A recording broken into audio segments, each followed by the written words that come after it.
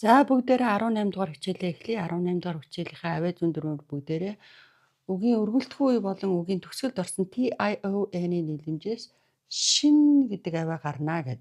За энэ маань бол одоо бидний авиа зүүн номны 18 дугаар хуудсан дээр бол байгаа. 18 дугаар хуудсан дээр шин гэж уншдаг одоо 59 үгийг одоо багш нь жишээ олгож итсэн байгаа. Тэрэн дотроос хамгийн түгээмэл одоо энэ үгнүүдийг одоо бүгдээрээ уншаад үзье. За тэгэхээр энэ хоёр үгтэй үг байна. Тэгэхээр nation гэж. Задгаа үе учраас цагаан толгойн дуудлагаар nation. За nation гэдэг гэж уншиж болохгүй байна шүү дээ. TION дөрөв нийлэхээр шин гэж уншдаг байна. За nation гэдэг маань үндэстэн гэсэн үг. За гурван үетэй үгийг гурав хаваад уншина. Information. За дөрөв үетэй шүү дээ. Information. Мэдээлэл. За organization 5 үетэй байна. Organization гэж. За орос хэлтэй хүмүүс байвал энэ англи хэлийг сурахад хэлүүд дөхөн байдаг. Ягаад гэвэл англи хэлний одоо шин гэж төгсөд байгаа үгнүүд бол орос хэлний ция гэж төгсдөг үгнүүдтэй яг адилхан байдаг.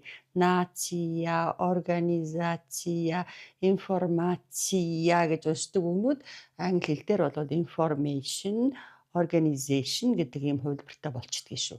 Тэгэхээр одоо та нар баг үгийнх нь язгуураас эхлээд энэ үгнүүдийг таачж болно. Орос хэлтэй хүмүүс бол.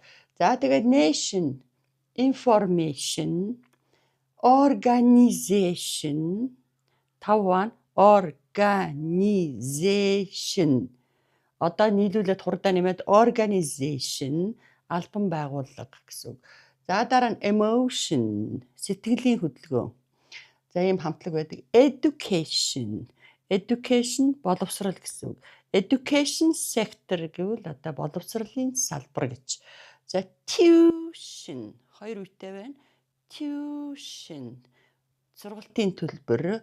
За тэгээд contortion уран нугаралт, attention анхаарал. За тэгээ энэ дээр бол одоо expedition, location гэдэг одоо бидэрт алхам тутам тааралдаг үгнүүд зөндөөд гарсан юм шүү манайхаа.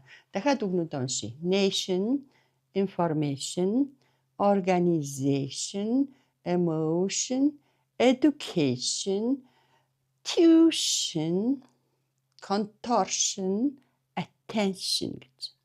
За тэгэхээр одоо сул үг гэж одоо байдаг. Сул үгнүүд бол одоо өгүүлбэрийн хаанч байрлаж болдог. Өгүүлбэрийн эхэнд байрлах юм бол таслаар тусгаарлана. Араас нь за ярихаараа азнаа аавна. Өгүүлбэрийн дунд ороод ирвэл хоёр талд нь тасал тавина. Өгүүлбэрийн төгсгөлд байх юм бол урт талд нь тасал тавьж тусгаарладаг.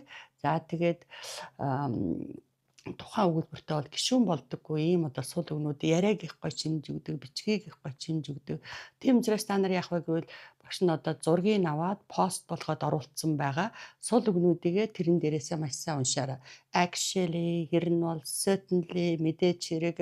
За in my opinion, миний бодлоор бол in my personal opinion, миний хувийн бодлоор бол as a whole, ерөнхийдөө honestly, шулуухан хэлэхэд гэх мэтээр дуудлагын хамтаар бичсэн учраас энэ үгнүүдийгээ та нар бас сайн давтаарай. За тэгэхээр хэл зүүн дөрвөөрөө бүгдээрээ can гэдэг баймжийг үзнэ. Баймж гэдэг маань болохоор өгүүлхэн гишүүнийг бүрдүүлэхэд үйл үгний урт талд нь байж идэг туслах буюу тэр баймжийг бол хэлдэг юм байгаа. Англиар model гэдэг. Бид нар бас одоо wanna, gonna, gacha гэсэн ийм одоо баймжуудыг үтсэн. Тэгвэл одоо өнөө болон ирээдүйн чадамжийг илэрхийлдэг can гэдэг баймжийг одоо бүгдээрээ үзье. Чанартай мэдлэг бүтээхийн тулд яаж бүтээх вэ, юу гэж орчуулах вэ, хизээ хэрэглэх үү гэдэг чадыг дамжуулдаг гэж байгаа. За can-ы араас үүлэг бичээлэх юм бол энэ маань өгүүлхэн гишүүнээ бүрдүүлчихэж байгаа. Юу гэж орчуулах вэ гэвэл чаддаг гэж. За хизээ хэрэглэх вэ гэвэл өнөө болон ирээдүйн оюуны болон биеийн чадамжийг илэрхийлэхдээ хэрэглэнэ. Нэгдүгээр, хоёрдугаарт болохоор одоо нөгөө зөвшөөрөл олгоход хэрэглэнэ. You can sit here, чинд сууж болно гэд. Мөн одоо өрөөлөөс зөвшөөрөл хийхэд can I come in гэд. Би орж болох уу? Can I take this book гэх мэтэр бол би энэ номыг авч болох уу гэх мэтэр энэ хорвоо дээр 3 үүрэгтэй мэдлсэн таваар шин байгаа юм. За тэгээд энэ жишээнүүдийн бол дандаа сул үгтэйгээр авсан байгаа багш нь actually за тухайн өгүүлбэрт гишүүн болдгоо учраас төрүүлээд орчуулцдаг. Ер нь бол I can help you in hard time гэж. Би хэцүү цаг чамд тусалж чаднаа гэж. Certainly мэдээч хэрэг we can ride a horse very well. Бид нар морь маш сайн унаж чадна. Мэдээч хэрэг. Truly үнэндээ бол гэж. My sis can't sew anything. Үнэндээ бол миний эгч ямар ч юм ойж чаддаггүй. За энэ туслахууд нь өөр дээрээ үгүйсгэлээ авчдаг can't гэд. Чаддаггүй гэд. За honestly чинь уншихгүй honestly шулуухан хэлэхэд I can't cook Chinese food at all. At all гэдэг нь огт ерөөсөө гэсэн үг. Би хятад тоол огт хийж чаддаггүй. Шулуухан хэлэхэд. By the way дашрамд хэлэхэд can you lend me $100 right now? Чи яг одоо надад $100 зээлдүүлж чадах уу? Дотгошооноо чиглэлсэн зээлдэж авахын болохоор borrow, гадагшаанаа чиглэлсэн зээлдүүлж өгөхийн lend гэж хэлдэг. As a whole, ерөнхийдөө бол they can attend the tender. Тэд нарын төслийн сонгон шалгаруулалтанд хамрагдаж чаднаа. Гэхдээ but мөн үү? As I see, миний харж байгаагаар болвол they can't win. Тэд нар бол ялж чадахгүй гэдэг. За can нь урдаа гарчгаараа асуулт болчихно. Can you гэж байгаа үйл үгээ анхдаг хэлбэр дээр хэлээд байна. Can you prepare cappuccino coffee in 5 minutes? Чи 5 минутын дотор cappuccino coffee бэлдэж чадах уу? Англи хэлний одоо энэ асуух үгүй асуултанд хариулахдаа юугаар тусалж асуусан түүгээр нь буцаагаад хариулцдаг. Одоо бэлтгэж чаднаа гэх юм бол yes I can. Чадахгүй гэвэл no I can't. Юугаар тусалсан түүгээр нь буцаагаад хариулна гэдгийг маш сайн тогтоогоорой. Do you гэж асуувал yes I do, no I don't. Did you гэж хүн асуувал yes I did, no I didn't. Could you гэж асуувал yes I could, no I couldn't. Would you гэж асуувал would-ээр туссан учраас yes I would, no I wouldn't гэж хариулаад идэв. Энэ бол ерөнхий зарчим.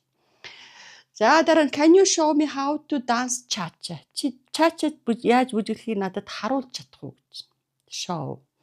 Can you milk a cow? Чи үнээ сааж чадах уу? Can you cook цөвөн in 20 minutes? Чи 20 минутын дотор цөвөн хийж чадах уу гэв. За энэ загвараараа та бүхэн одоо багшаасаа асуух асуулт 5-аас 10-ыг бэлдээрэй. Can you гэж жагаад мэддэг үйлдэлүүдээ оруулаад чинь та орстууд болж чадах уу? Can you sing Russian songs гэдэг юм уу? Та загас барьж чадах уу? За тэгэл үг гэдэг юм тийм ээ. Мах эвдэж чадах уу? Гэх мэтээр асуугаарай. Баярлалаа.